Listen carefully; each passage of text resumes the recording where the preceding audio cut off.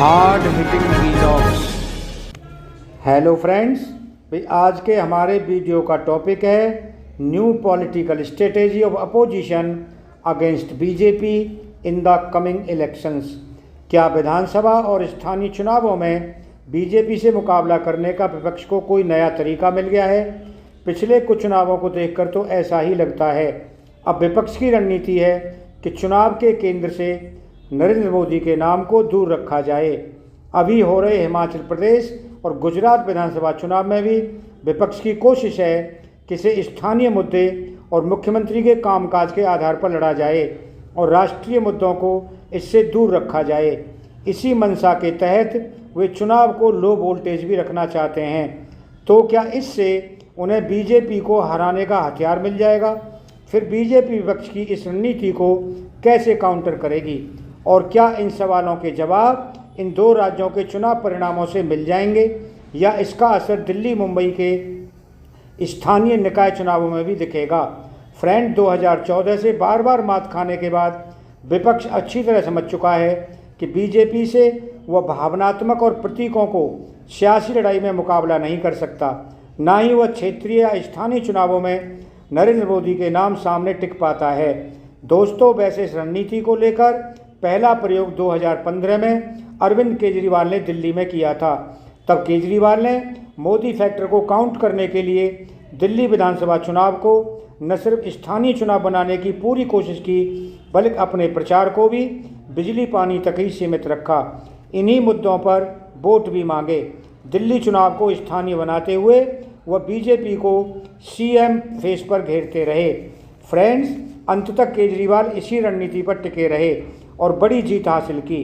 दरअसल 2014 के बाद से हुए चुनावों को देखें तो तब भी विपक्ष ने मोदी पर सीधा हमला कर उन्हें चुनाव के केंद्र में लाने और बीजेपी के राष्ट्रवाद और हिंदुत्ववाद से मुकाबला करने के लिए उन्हीं की पिच पर उतरने की कोशिश की। हर बार दांव उल्टा पड़ा। जाहिर है, स्थानीय और राज्य सरकार से जुड़े मुद्दों पर टिके रहना इन विपक्षी दलों के लिए विकल्प नहीं, मजबूरी बन गया है। अब लगभग सभी दल आम सहमति से बीजेपी को सबसे मजबूत पिच से खुद को अलग करने की कोशिश कर रहे हैं। दिल्ली में अरविंद केजरीवाल, पश्चिम बंगाल में ममता बनर्जी, बिहार में तेजस्वी यादव हों या हिमाचल और गुजरात विधानसभा चुनावों में कांग्रेस का प्रचार हो, सभी सिर्फ स्थानीय मुद्दों पर ही बात करने लगे हैं। विपक्ष ने अपना पूरा फोकस यहाँ के मुद्दों पर ही रखा है और इन्हीं विषयों के इर्द गिर्द सरकार को घेरने की भी कोशिश कर रहा है। क्षेत्रीय दल भी अब बीजेपी के राष्ट्रीय मुद्दों को इग्नोर कर स्थानीय और आर्थिक मुद्दों की बात करने लगे हैं। 2014 के बाद से अब तक 50 विधानसभा चुनाव हुए हैं। इसमें 24 चुनाव बीजेपी और उनके सहयोगी दलों ने जीते हैं। इनमें से कांग्रेस ने 7 और क्षेत्रीय दलों ने 19 चुनाव जीते हैं। जहां बीजेपी की सरकार थी वहां 11 जीते और 7 हारे। जहां जहां बीजेपी हारी है वहां क्षेत्रीय अस्मिता और स्थानीय मुद्दे अहम कारण बने हैं। ऐसे में आंकड़े भी साबित करते हैं कि विपक्षी इस सोच के पीछे एक मजबूत तर्क है। 2020 विधानसभा चुनाव में बिहार में तेजस्वी यादव ने चुनाव प्रचार में विरले ही नरेंद्र मोदी का नाम लिया था। अभी कांग्रेस के चुनाव प्रचार में पूरा फोकस हिमाचल प्रदेश में जयराम ठाकुर और गुजरात में भूपेंद्र पटेल के कामकाज के इर्द गिर्द ही रखा है। फ्रेंड्स, ये सही है कि ब्रांड मोदी के अलावा बीजेपी बाकी दूसरी पिच पर इतनी मजबूत नहीं दिखती। इसका सबूत 2014 और 2019 के आम चुनाव और बीच में हुए विधानसभा चुनाव के परिणाम हैं। हाल में बीजेपी की मंशा हर चुनाव को राष्ट्रीय चुनाव बनाकर पीएम मोदी के नाम पर ही वोट मांगने की रही है। जब भी यह ऐसा करने में सफल रही, चुनावों में अक्सर कामयाबी मिली। इस बार विपक्ष अपनी जो भी रणनीति बनाए, बीजेपी गुजरात और हिमाचल प्रदेश में नरेंद्र मोदी के नाम को सामने लाकर ही चुनाव लड़ने की मंशा दिख रही है। पार्टी को उम्मीद है कि इसमें भी वह सफल होगी।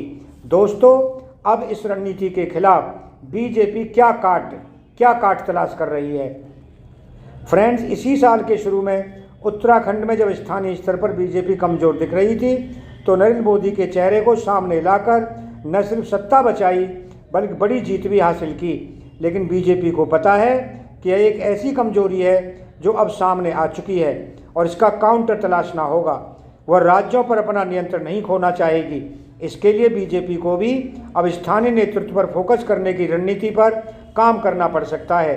उधर विपक्ष को भी पता है कि मोदी या राष्ट्रीय मुद्दों को अलग कर चुनाव लड़ने की रणनीति स्थायी नहीं हो सकती।